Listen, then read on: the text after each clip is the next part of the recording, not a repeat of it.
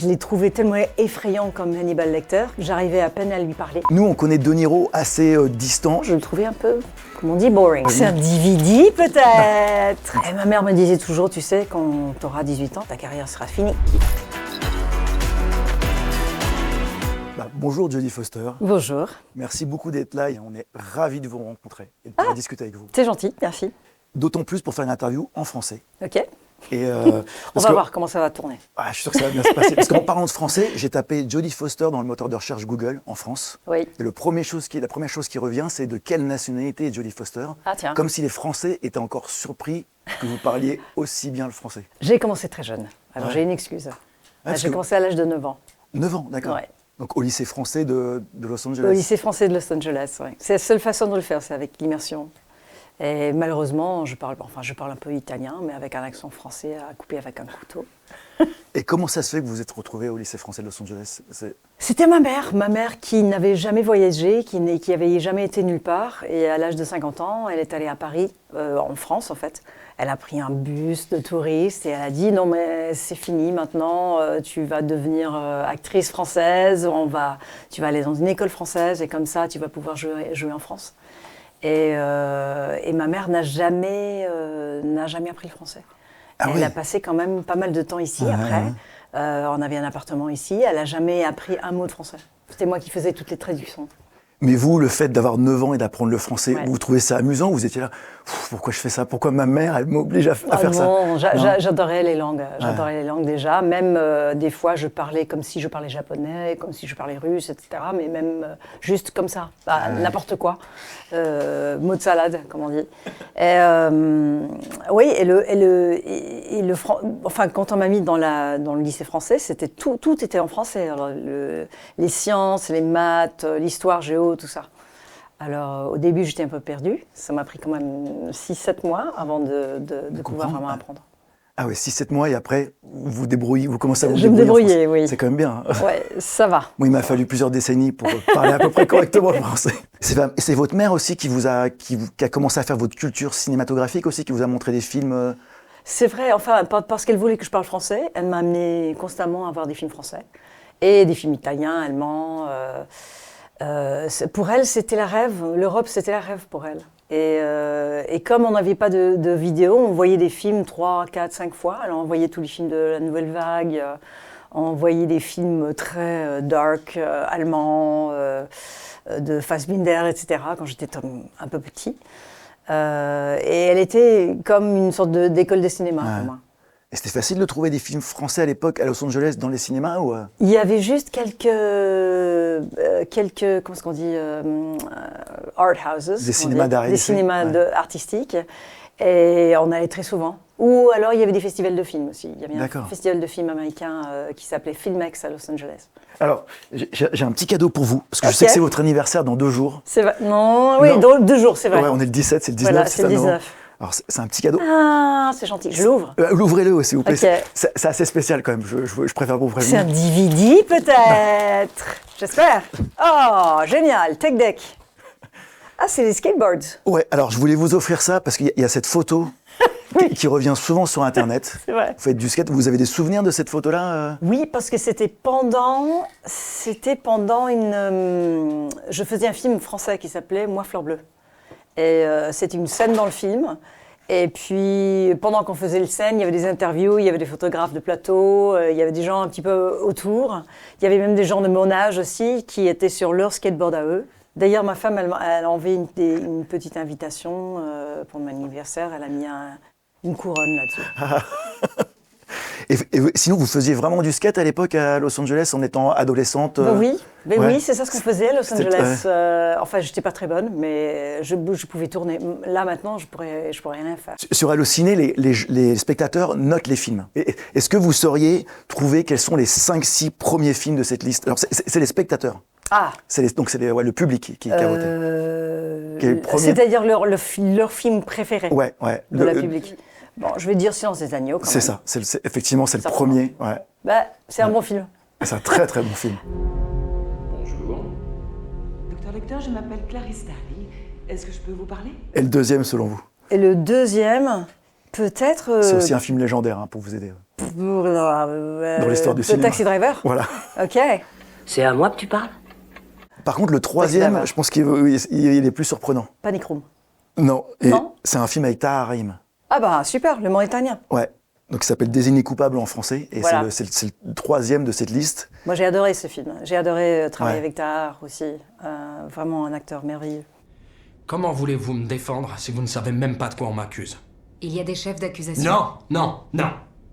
Qui est très investi, qui est un acteur qui, Oui. qui travaille énormément. Oui. À chaque fois que je le vois, il est totalement différent. Alors, le principe de grand écran, c'est aussi de revenir un peu sur la carrière de l'invité. Donc, j'ai D'accord. quelques questions sur quelques-uns de vos films. Ok.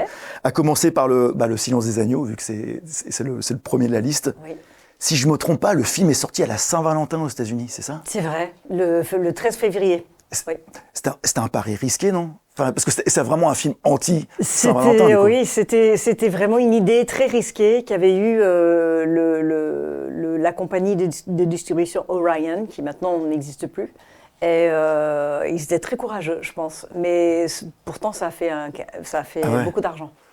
Vous étiez allé dans la salle pour voir un peu comment le public réagissait Oui, à Au film, l'époque, quand ouais. le film est sorti, je suis allée dans la salle, dans plusieurs salles d'ailleurs. Je suis allée un petit peu de droite à gauche pour voir un petit peu la réaction des gens. et donc, c'est... Oui, c'était... Enfin, les gens, ils ont peur. Hein. C'est un petit peu un film d'horreur, mais aussi un drame psychologique. Pour moi, c'était...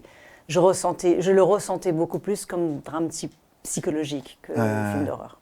Mais pas les spectateurs. Et Anthony Hopkins, elle avait été comment avec vous sur le tournage? Est-ce qu'il avait été distant, très méthode acteur? Non, pas du tout. Anthony Hopkins, Ça, c'est il la est légende. adorable. D'accord. Mais ce qui est vrai, c'est que j'avais un peu peur de lui. Hein. On avait fait une répétition ensemble autour d'une table et je l'ai trouvé tellement effrayant comme Hannibal Lecter que j'arrivais à peine à lui parler pendant le tournage. Et aussi, on était toujours coupés en deux. Lui, il était derrière comment qu'on dit, une verre. Oh, ah oui. Derrière le verre, ouais. Ou à travers les barreaux, et moi j'étais de l'autre côté, et comme les scènes étaient longues, on passait une journée sur lui et une journée sur moi. Si vous ne l'avez pas tué, alors qui l'a fait? Dieu seul le sait, mais ça valait mieux pour lui. Alors j'avais pas beaucoup d'expérience avec lui, et à la fin du film, quand on avait fini, il m'a dit, tu sais, j'avais peur de toi. Je lui ai dit, mais moi j'avais peur de toi? Et comme ça, on s'est donné des gros câlins, et on est devenus amis depuis. Est-ce qu'on vous demande au restaurant, est-ce que ça arrivait qu'on vous demande si vous aimez les fèves au beurre avec du Chianti? J'ai dégusté son foie avec des fèves au beurre et un excellent Chianti. Oui, des Ah, fois on me demande ça ça. arrive toujours? Non, moi j'aime bien. C'est plutôt un honneur d'être dans un endroit, comment est-ce qu'on dit, dans une sorte de stade culte, dans un film qui a été tellement ressenti par les gens. Alors j'avais aussi une question, Taxi Driver, qui est le film numéro 2 de la liste. Oui. Vous aviez 12 ans au moment de tournage, c'est quand même un film assez compliqué. Je me demandais, parce que nous on connaît De Niro assez distant, Ouais. est-ce qu'il vous accompagnait à l'époque, est-ce qu'il vous aidait dans ce rôle et dans ces scènes difficiles, ou alors est-ce qu'il était comme on l'imagine, un peu...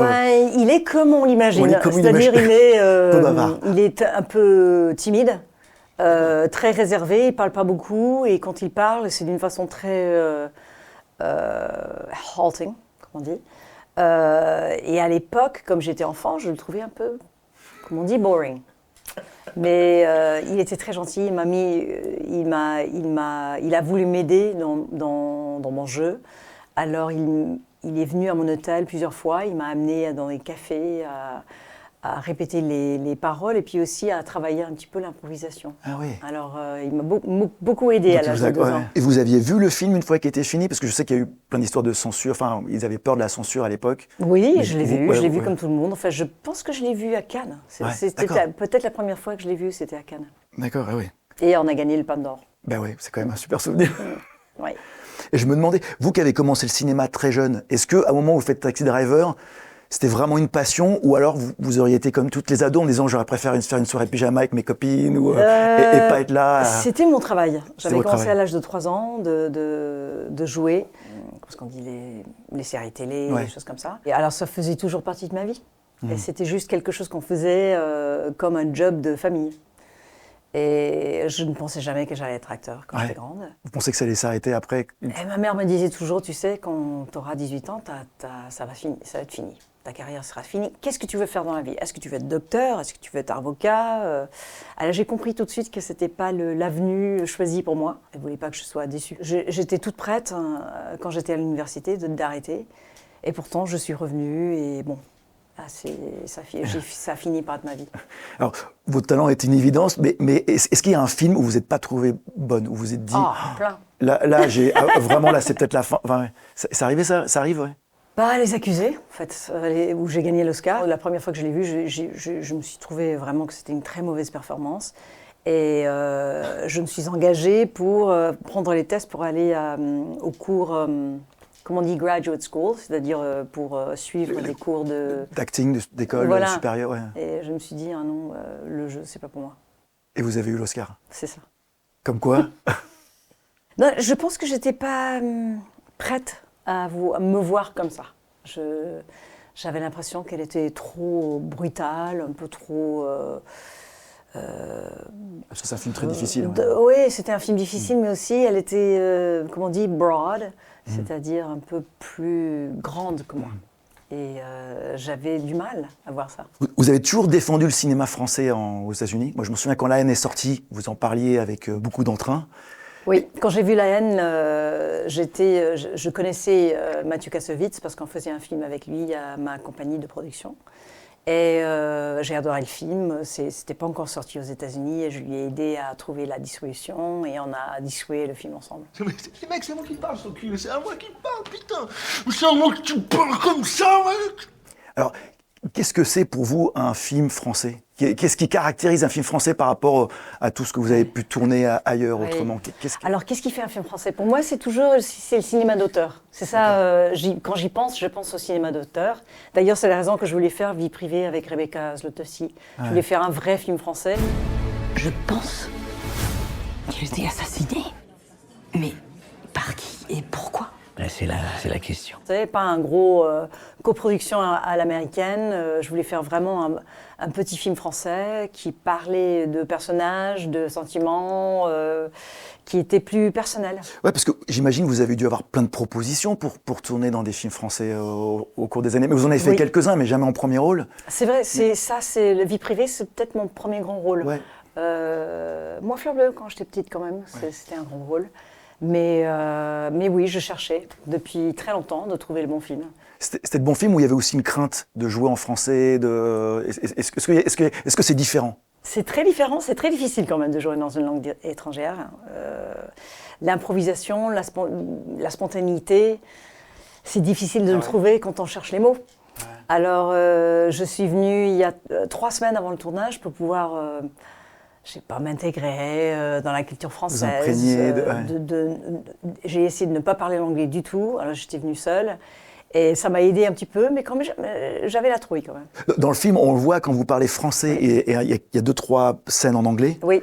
Et c'est comme vous ne parlez pas de la même manière. C'est vrai. Je trouve que même la sonorité anglaise, quand vous parlez, votre voix change un peu, la tonalité. Ma voix est beaucoup plus haute en français parce que j'ai appris le français de ces bonnes femmes qui étaient institutrices à l'époque, qui parlaient tous un petit peu comme ça. Ouais. Et j'ai dû prendre leur accent à eux.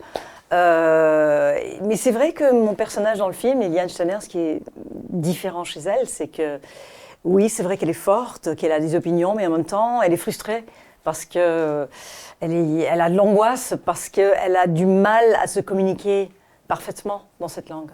Ouais. Et je trouve que ça fait un personnage un petit peu différent de tous les personnages que j'ai joués dans ma carrière. Et c'est vrai que Rebecca Zlotowski vous demandait de faire des fautes de français parfois. C'est une vraie histoire, ça ou Elle m'a demandé, mais je ne l'ai pas fait. Mais il y avait des moments, à la fin du film, on a ajouté des mots anglais, comment est-ce qu'on dit, des expressions comme merde, par exemple, mais en anglais. Juste pour montrer qu'elle était américaine. Ah oui. Ouais, c'est vrai qu'il y a ces scènes où vous êtes tout de suite réactive et du coup vous dites shit comme ça. Voilà. Et c'est un film, outre l'enquête, outre tout le côté dramatique, c'est un film qui est très drôle aussi. Et c'est drôle, oui. On vous a pas souvent vu dans des comédies comme ça. C'est vrai, je fais pas trop de comédie. Et là, c'est pas vraiment une comédie, mais il y a des moments drôles. C'est pas une comédie, mais il y a des moments vraiment très drôles. Des moments légers, et surtout parce que Daniel Auteuil, le magnifique Daniel Auteuil, il est dedans, et lui, tout de suite, le moment qu'il arrive sur le plateau, ça donne une certaine légèreté. Et notre relation, il joue mon ex-mari, Et nous rentrons tous les deux comme deux investigateurs à essayer de dénouer ce mystère. Moi aussi, j'ai envie de savoir maintenant. Bon, vous nous dérangez là. Je suis sur le point de coucher avec mon ancienne femme, alors ça suffit. Merci. Eh ben, merci beaucoup. Vous seriez prête maintenant à faire d'autres films français maintenant que vous avez fait... J'aimerais bien faire d'autres films, même en tant que réalisateur. Ça serait amusant. Ah ouais.